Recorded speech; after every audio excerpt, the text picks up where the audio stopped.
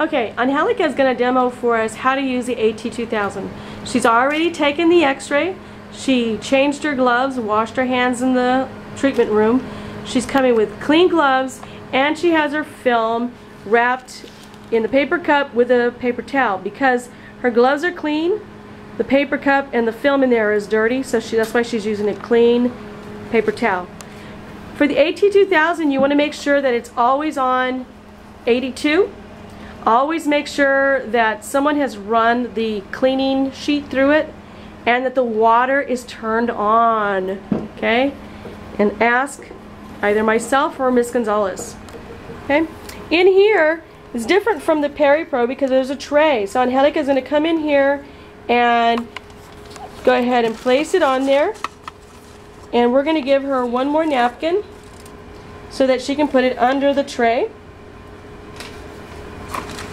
Okay, so she'll put a paper towel underneath, and then she'll place the paper cup on top of it with her other paper napkin. Okay, then she's going to close the door, little window, and she's going to open the safety light. Okay, she's going to go in with clean hands, gloves and clean hands, and if we can see, if we see like this, there we go. She has her paper cup, and remember with this one you're going to do 1, 3, and 5, 2, 4, and 6. So Angelica is going to take her film. She's going to open the packet for us. She's going to just remove the film, drop down her trash on that tray, and she's going to start with number 1. There's her film. See if we can see where number 1 is. Okay, perfect. Go ahead. And she's going to hold it there till it goes through.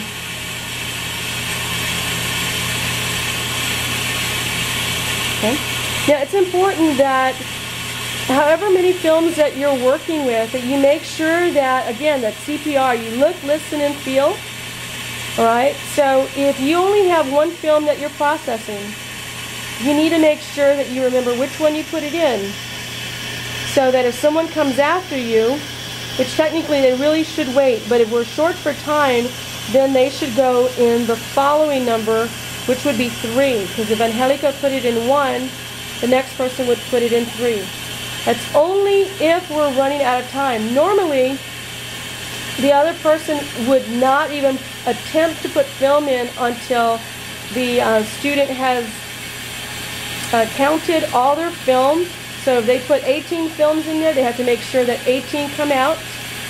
Then, at that point, the student would clean the machine and the next person could go in. Okay? So, the film's gone through. Now, Angelica removes her gloves in there.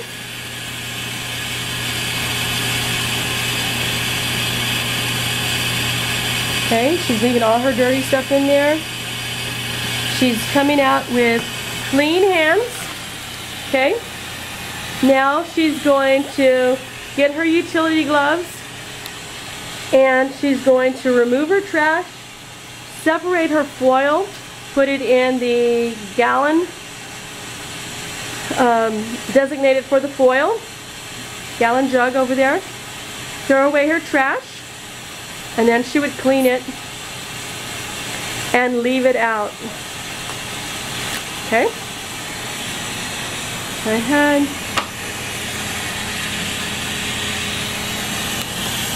She takes out her trash. She throws stuff away. She separates it. And for this one, she would come back also with a cavi wipe, and she would clean that dirty tray, because that tray right there is dirty also. She puts her foil in, separates the tray, all the trash stuff she throws away.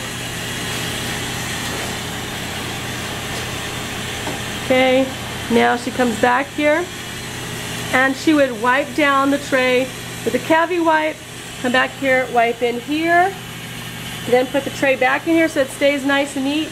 And at the very end, again, we always leave the lid open so that it airs out, and the end